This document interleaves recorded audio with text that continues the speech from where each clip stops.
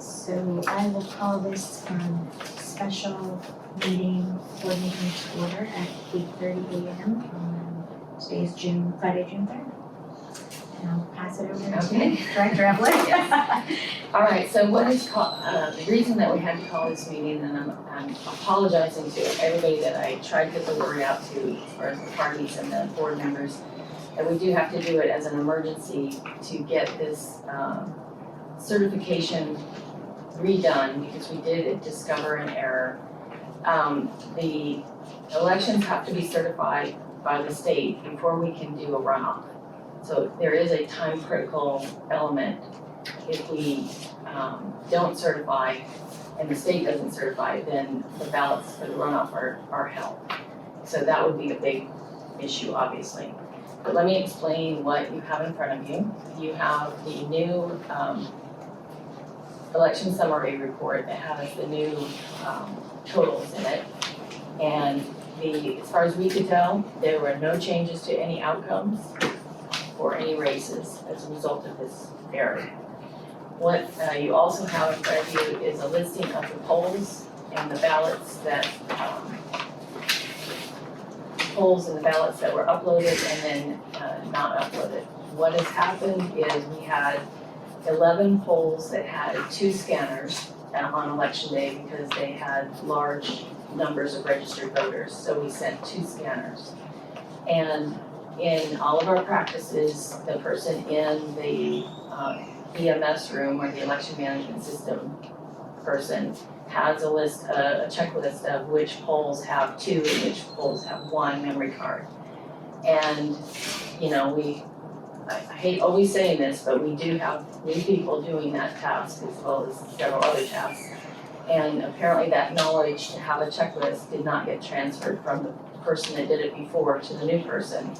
So she was basically just whatever was in the bag and was handed to her, putting that in the election management system for upload.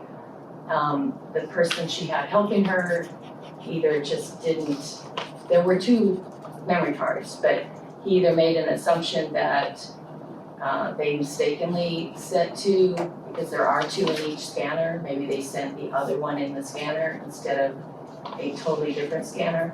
I'm not sure, but regardless of that, in the end, they didn't use the checklist like they were supposed to, and they missed 7 of the 11 polls that had 2 scanners. So it's kind of puzzling because they did remember to upload 2 scanners for some of the polls, but some were missed. So there were 7 polls where a number of votes on one of the memory cards was uploaded on election night. You can see that on the chart. And then a second memory card was not uploaded. It was retained in the envelopes and sealed as we're supposed to do. And once we realized this from other reports that I was reviewing, and looked at the cards, there were clearly 2 there. So, I don't know. But you're saying there were 2 extras? No, there were 2 cards. There were 2 cards, one from One, scanner okay. A and one from scanner B Okay. at the same poll. All right. Now, who was the one that finally discovered it? Well, I did, but, the new law that was implemented based on SB 202 had a function in there that said we had to do a reconciliation report by precinct after the election. And so I was starting to work on that. And that's when you, And that's when I discovered that only part of the memory cards, the votes for these precincts were uploaded. so who do we know? I mean, you notified us, but did you talk to the parties or anything, or? I notified the parties that we were gonna have to recertify, that there was an error. Ms. Grubbs actually asked several questions afterward, and I think you were all copied on those emails that I answered some of her questions. I didn't receive any questions from the Democratic Party, although they were sent the same information. Can I just have sort of a functional question? So, green pouch, 2 cards, all the tapes. When it comes into West Park, when it's delivered, sitting at that desk, Yep. the tapes are pulled out, the seals, broken, recorded, and it goes into the EMS room. Right, and the person in the lobby is checking that there are two when her list says there are two. Okay, That same function is supposed to be inside the EMS room with that same list. okay, that's what I was gonna say, so that, because I know I've seen her do that part, so then that envelope goes in, Mhm. but they also are supposed to use that checklist Right. to say, okay, there's two I've cards. uploaded one, I've uploaded two. Can I make So a now, do they request? certify that on forms, like of custody or something, or how do they do that? There's a chain of custody taking from the poll manager, dropping it off, and it being transported to West Park from our prep centers where the managers drop off. And so there's a chain of custody from that transaction. And then it just goes from the lobby to the EMS room. At that point, it's in our custody. Can I make a request? Can we have a separate pouch for each scanner? We could. Because I just, if we are looking ahead, which Ms. Grubbs asked about in her email, and having been someone who actually closed out a poll with 2 scanners, I can tell you, I think if you had a scanner A and a scanner B pouch, even, I like the checklist idea too, but a scanner A and a scanner B pouch would truly eliminate this, because any time, or in theory, right? Yeah. Because every pouch has 1 card. Right. Nobody's looking for a second card and fishing in that. It's a pouch about this big, right? Yeah, it's So, huge. and it's a card that's this big. So I would just recommend for the future, Yeah. if we're talking about just buying 11 or 12 more green pouches, I think that would be something that would really help with 2 scanners of polls. That's my personal, I get how this happens. I can see where that took place. Okay, so these are precincts where we expected a high vote. And so we put 2 scanners. Correct. And these plus 5 others. Is that necessary? I mean, particularly this coming runoff election, do we need 2 scanners at any locations? Not for this runoff, no. Okay, We do it based on each type of election and what we think the turnout sure, will be. sure. So, but in these numbers, we just don't know what races though were affected, the number wise. You said it didn't affect any of the races. No, if you look through your Yeah, I know. it's- summary report, Mhm.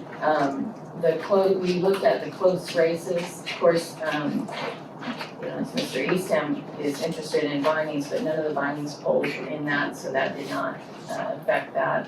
The Smyrna 2A council there were no Smyrna 2 polls in this area. None of the other close races, House District 39 is also in a runoff, and that one was not in these polls. So although all of the, statewide races would have been on all of these ballots, the only close one was the lieutenant governor race, and the state indicated that there was not enough of a difference. And I What- did What go- was the, oh, I'm sorry. Oh, no, I was just gonna say, I took this election night report that we got at the last meeting, and you can see the number of difference, each Yes. race. Right. It's not, nothing was changed materially when I went through it. The result, Percentage wise. so that's- Exactly. Yeah.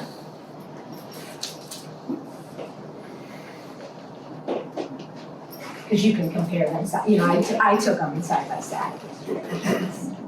And so that concludes my report of what happened and the materials that you have in front of you. Obviously, you probably have questions. We've already been asking questions, so fire away.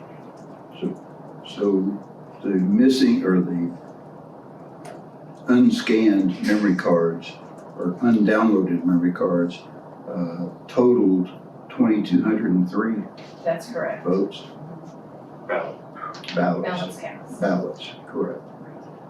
Yeah, there's a difference between votes cast and ballots cast. This would be ballots cast. Right, right.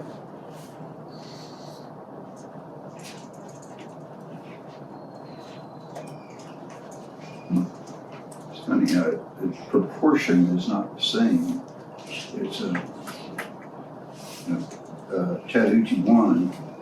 Obviously, more people voted in machine A than in machine B or scanner B. Same thing for Chalker and 6. But just the opposite at Terrell Mill. Moving forward, is there any other sort of prevention strategies or things that you're looking at to change in terms of process?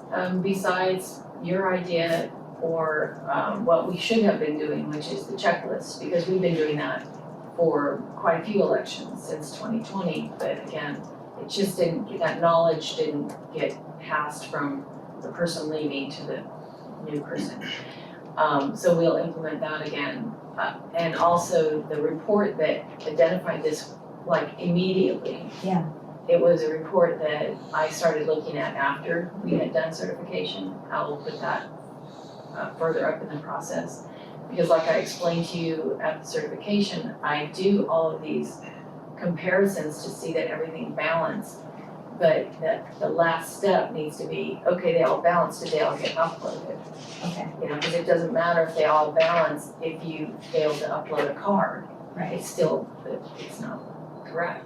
So that report will definitely be evaluated pre-certification from this point forward. And you were able to complete that whole analysis, or did you, like, that whole report? So you Yes. feel like what we're looking at here Is is everything. Yes, absolutely. The first one being ACRIT 1A, it was immediately the first one I looked at, and my heart sank. But, you know, then of course we went through all of them. And it was very clear that it was one scanner, because we had already counted the ballots from scanner A and not counted the votes, but counted the ballots that were cast in each scanner. So I knew that ACRIT 1A had one scanner with 378 and one with 292, because we counted that separately. Right. You had that number. And it was very obvious that if there's only 378 uploaded, that's what happened. Are there other questions? All right, Steve, do you have anything else we need to? I don't have any questions.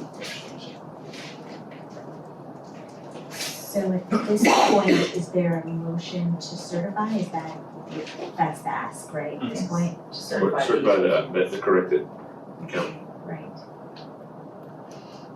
I move that we recertify the final election summary report as presented this morning. I will second that. And then do we just take a hand vote? So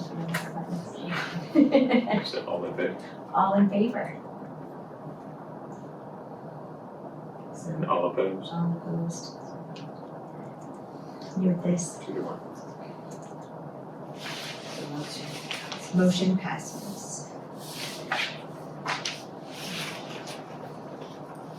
And do we have other business to take up, or we're? No, and I just briefly, you know, I think I pointed this out in the email. I copied there's a section in the Open Meetings Act about when you can call a meeting with less than 24 hours notice, and it's for special circumstances. And it says basically your meeting needs to be only about those special circumstances and not, you know, because everything else the public needs to have full opportunity to be there, notice and everything. So really, that's the only thing on the agenda this morning. So that's just the legal opinion of the morning. Okay. Great. So I guess meeting adjourned then at 8:44 a.m. Very good. Thank you all for coming.